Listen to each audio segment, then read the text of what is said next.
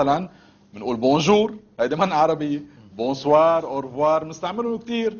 بالسياره في عندك فيتاس، شامبريير، هيدي شو هيدي دبرياج. دبرياج شو؟ امبرياج. امبرياج، برافو. فاذا هدول تركونا الفرنسيين لانه حكمونا 30 سنه.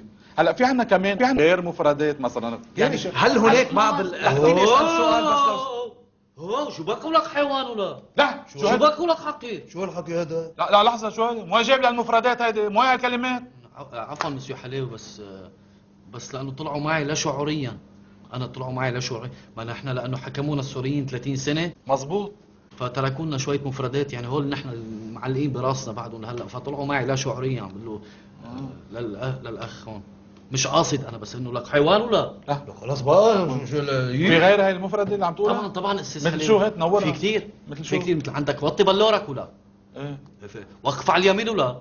لا تجاكر ولا حيوان ولا؟ بس افتح الصندوق ولا؟ معك سلاح بالصندوق ولا؟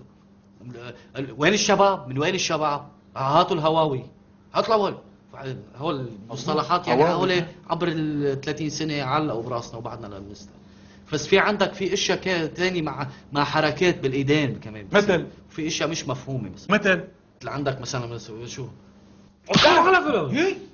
شو عم تعمل انت؟ شو هالحكي هذا؟ خلص خلصنا. شو النيال؟ هو الاشياء مش مفهومه، بس معلقين براسنا بعد، كانوا يقولوا لنا على انتبهوا لهم، هول انتبهوا لهم، لازم ننتبه لهم.